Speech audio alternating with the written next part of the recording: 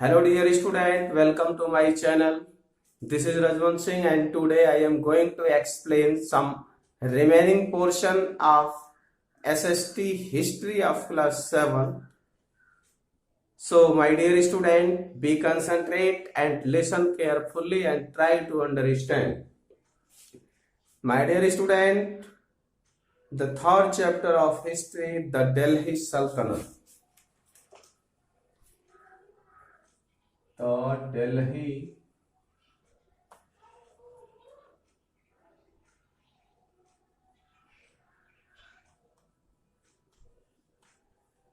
The Delhi Sultanate.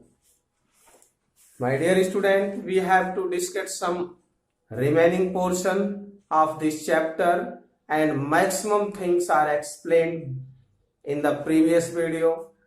So dear student, points that I have to discuss, that is,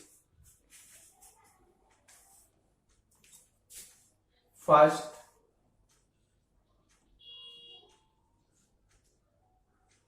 division of the Sultanate. Second point, economic and social life.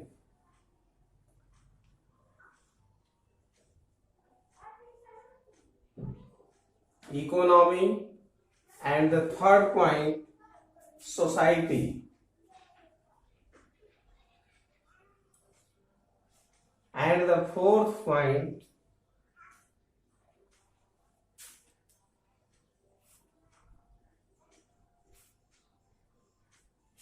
important points. Dear student, we have to study these left portions of chapter 3rd in history, the Delhi Sultanate. Division of the Sultanate, economy, society, and I have to discuss some important points. So dear student, we will start the first point, division of the Sultanate. I have told you in the previous video about this topic. So today let's start.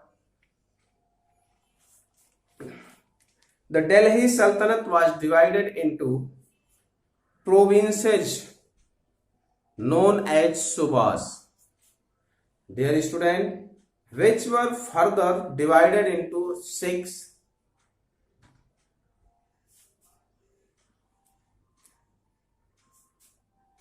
Parganas were the subdivisions of the 6 which comprised several villages. So dear student, the province was headed by a governor or mukti, while the Sikhdar was the head of a Sikh. Dear student, the Amil was the head of the Pargana. The landowners known as Khuts and Mukaddams were the most important officials in the villages at the time. So dear student, you have to know that the village accountant or patwari maintained records of land. In the present time, the patwari is called as lekpal. So dear student, at that time, patwari maintained records of the land, crops and taxes to be paid. So dear student, these are the divisions of Sultanate, that is divided. This is the first point. And the second point, economy. What was the economy of that time? So dear student, the Sultanate relied heavily on regular income from the land in order to pay the officials, maintain the army, and construct buildings. To fulfill these requirements, they take regular income from land in order to pay these things. So, dear student, different types of taxes such as kharaj or land tax, house tax, etc., were levied to extract revenue department. So, dear student, Alauddin Khalji is known for the unique market reform policy of the he introduced during his reign. That is the best policy. The prices of essential commodities like food, grains, sugar, cooking oil, cloth, horses, cattle, and slaves were fixed by him, along with the introduction of standardized weights and measures. So, dear student, as a result of commodity price regulation, the Sultan earned the support of the people, and the market was under the control of an officer known as Sahna, who maintained a register of merchants and controlled the shopkeepers and prices, etc. So, dear student, the revenue payable depended on the measurement of the land and its yield. Muhammad bin Tughlaq introduced new cesses or local taxes. So, dear student, he continued the demand one half of or produce as tax from the peasants. However, lack of rainfall, dear student, however, the lack of rainfall and famine led to the farmers' inability to pay taxes, which resulted in rebellion against the Sultan. This is the rule at that time. So, dear student, his successor Firoz Shah Tughlaq introduced significant modifications in the tax structure at that time. So, dear student, this is the economy of that time, and we will discuss the third point, society. What was the society at that time? So, dear student, see,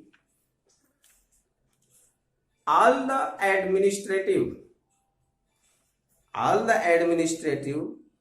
posts in the Sultanate were reserved for the nobles who constituted the ruling class in society at that time.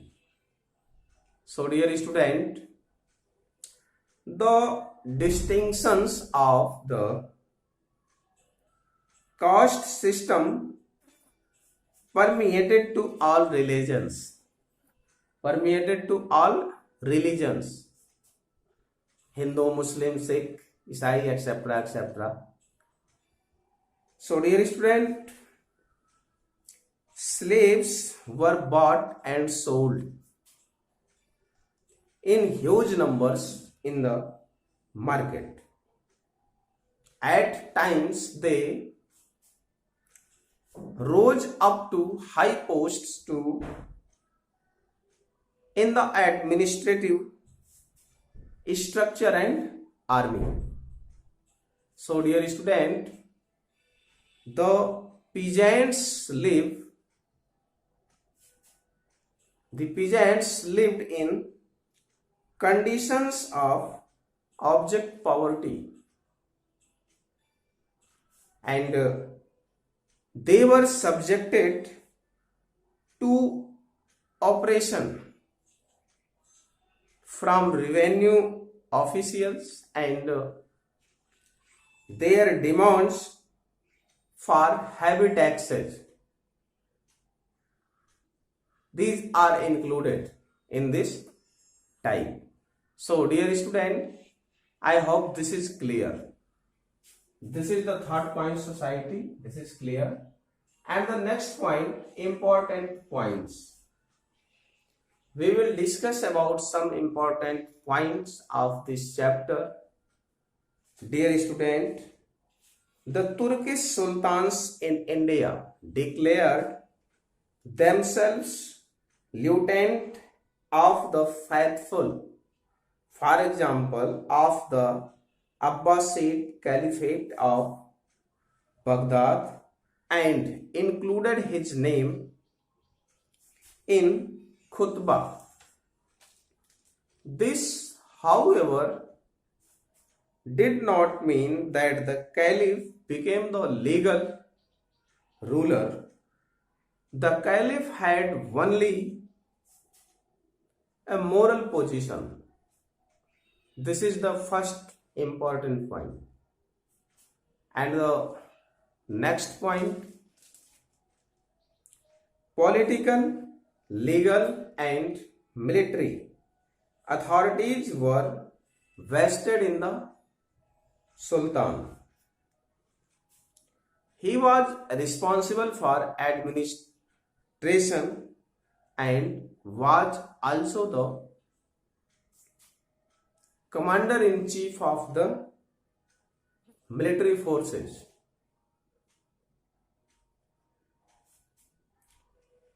He was also responsible for the maintenance of law and justice. The next point is, no clear law of succession developed among Muslim rulers, and thus military strength was the main factor in succession to the throne. Dear student, the next point is, with the exceptions of Alauddin Khilji and Mubarak Shah Khalji, all other sultans styled themselves as deputies of the caliph, assuming titles such as Nasiri Amir, your nomin, assistant of the leader of the faithful, or Yamin al-Khalifa, the right hand man of the caliph. That is called Khalifa at that time. The next point is, when the Turks conquered the country, they divided it into a number of tracts called iqtas, which were assigned among the leading Turkish nobles. The holders of the office were called muktis or walis, and it was these tracts which later become the Caliph province or Suba. Dear student, the next point is below the province were the Sikhs and below them the Parganas. We are told that the villages were grouped into units of 100 or 84 traditionally called Chaurasi, and the Pargana was headed by Amil. So dear student, the next and the most important point is the Sultan was assisted in the discharge of his function by a number of dignitaries. To begin with, the sultans of slave dynasty constituted 4 ministers at the top level. So dear student, the next point that is most important is when the Sultanate was well established, 2 more department heads were raised to the status of central ministers, which Sadaras या Sadur and the Diwani Kaja. These are the new posts after establishing the Sultanate. So dear student, the next point is